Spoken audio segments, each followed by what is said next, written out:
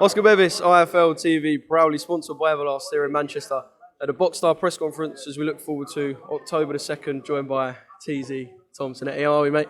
I'm very well, thank you, sir. I appreciate you having me on here. Mate, it's an absolute pleasure because I've grown up going to house parties knowing that if TZ ain't on the playlist, it ain't a proper party. So this is a bit mad for me, you know? Yeah, I love that, bro. Thanks very much. And I've heard that IFL is #1, so I'm privileged to be on here, bro. It's not for me to say that. It's not for me to say. Press conference. As soon as you walked in with the glasses and was a bit leery, I knew something was... I don't know, I knew it was going to be quite an interesting hour. And it was, to be fair. Yeah, well, you know, the thing is, it's an exhibition fight. This is like, literally like a once-in-a-lifetime thing. I can't believe it's happening. Like, you know, we're at Manchester Arena. I'm the main event on a boxing card. It's unreal, so I'm really trying to you know, take everything and like really appreciate everything, and the promoters are asking me to spice it up, so I'm trying to spice it up. I'm trying to sell tickets. I'm really taking advantage of this amazing opportunity, and it's hard work when you're put against the fucking little wet lettuce who just, you won't give it. I'm trying to do everything, bro, and I don't, you know, everyone each to their own. You know, I understand when a professional boxer, a fighter, an athlete is, you know, keeping herself, you know, contained from taunting and stuff like that. I understand, because you know, they don't want something to get into their head. I get that if you're a professional fighter. But when you're here to sell tickets and they're wanting banter, and all he's doing is putting up pictures of his guard and his pad work and telling him how much he thinks he's a professional fighter, people don't want to hear that in this type of scenario. They want to see a fucking, don't want to see people just banter each other. So I'm just trying to banter, but I don't, at the same time, I don't want to come across as a bully, because I'm not a bully at all. I don't want to come across as the bad guy. But I'm being just trying to bring it out of him. I'm being pictures of the bad guy. Mate, I squirted in my face with a fucking water pistol today, and it didn't even do no. And I feel a bit bad. I'm like, fucking hell, bro, spice it up. We're here to have fun. Do you know what I mean? Well, he's done a lot worse than a water pistol, Tom, I'll tell you that. Yeah. Quickly, before we talk about Luke, in terms of you actually doing this, sold millions of records, been on reality TV, done festivals. I don't know, could you say this is like a bucket list thing for you as well? Another thing to tick off and say, I've headlined a boxing show at an arena. Mate, like I say, this is like literally a once-in-a-lifetime thing. This boxing trend that's happening with, you know, people who aren't even... I've got friends, some of my best friends, who've been fighters and, you know, pro fighters and stuff like that, and they've not been able to get on a massive arena like this, unfortunately. And I wish I could give it to them, because this is amazing. It's once in a life. I've got goosebumps now thinking about it. I'm so privileged to literally be here. So I'm just doing whatever they tell me to do. For giving me this opportunity, if they're telling me to go in there and start flipping tables, that's what I'm going to do. I'm trying to just make it exciting for the people who are watching.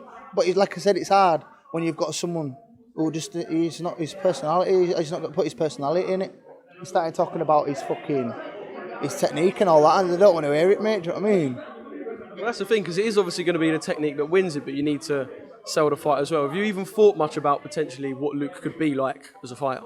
Don't get me wrong. Like I said, you know, if it was a professional thing, you know, I understand when a boxer says, you'll see what happens in the night. You're not going to get in my head. Blah, blah, you'll see what happens in the night. I totally appreciate that, and I get that. But he's been fucking, you know, he's not a fighter, mate. He's showing that he's got no heart by not getting stuck in. I'm trying to rile him up so he has fun with it, so he enjoys it. I want him to enjoy this experience as well. And, you know, it's all part of fun, isn't it? The banter. I want him to get a bit of fire in his belly and give me a bit of stick. It's funny. I want it to happen. And you know, on the night, you know, then we'll see the technique, we'll see the power, we'll see the speed, we'll see, you know, the endurance, we'll see all that on the night. Let people see that. But for now, they want us to sell tickets, so I'm happy doing whatever, bro. Talking about obviously on the night and the training in the build-up, there was a picture of you in a wheelchair on Instagram. It's also festival season. There's a cynic in me that goes, is Tom Zanetti going to be ready for something like this? Not necessarily for Luke, just for boxing in general on the 2nd of October.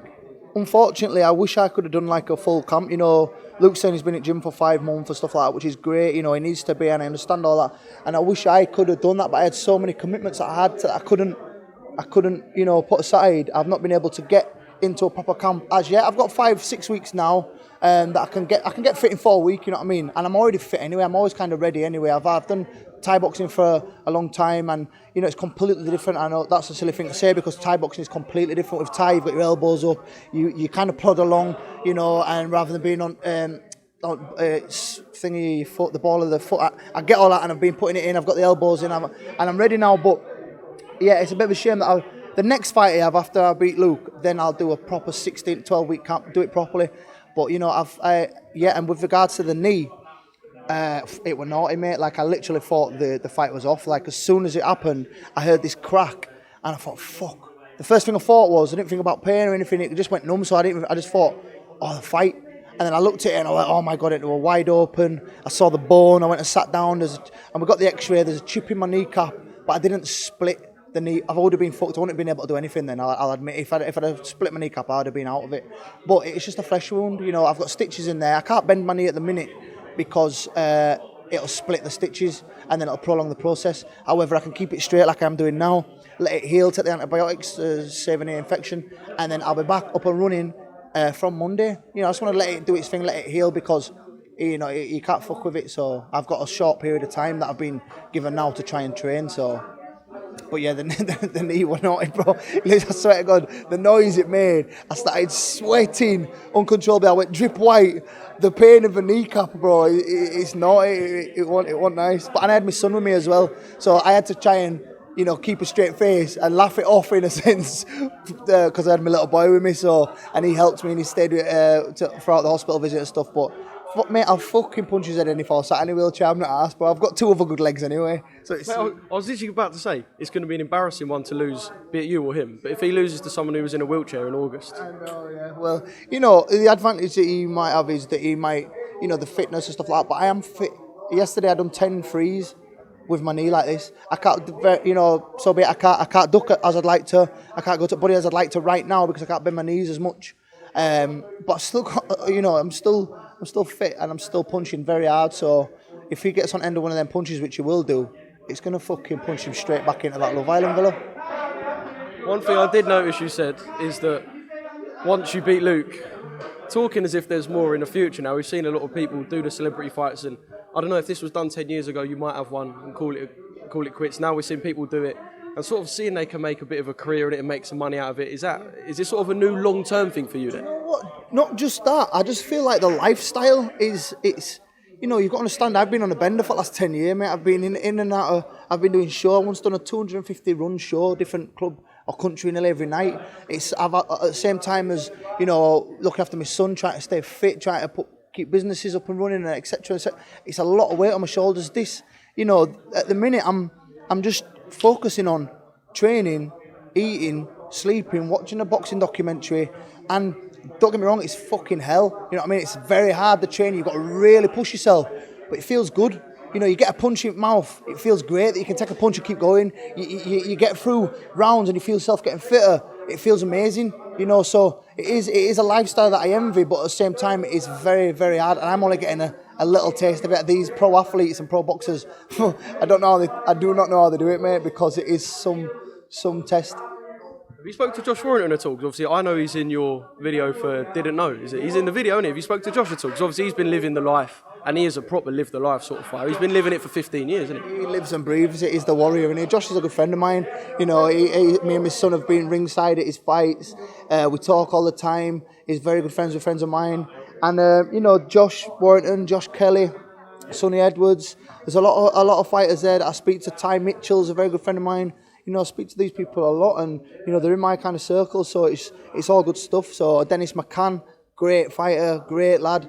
You know, so some really cool people there. I hope I've not missed anyone out. I'm on the spot, but there's a lot of people, a lot of love, a lot of support, and you know, I respect all these people a hell of a lot, because this boxing game is not a game, bro. Well, you're about to join the circle when you step into the ring on the 2nd of October. Just finally, have you got any... I'm actually going to give you the mic. You ain't a stranger to holding the mic. I'm going to give you the mic, look down the camera and give a final message to Luke.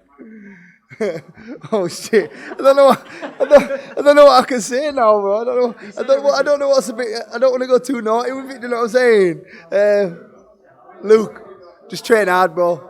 And yeah, I don't know. I don't even want to say it. I've been going that hard on him, bro. I want him to say something to me now. You know what I mean? I can't get. He needs to get some fire in his belly. You ain't got a chance of that, I'll say. Yeah, I know.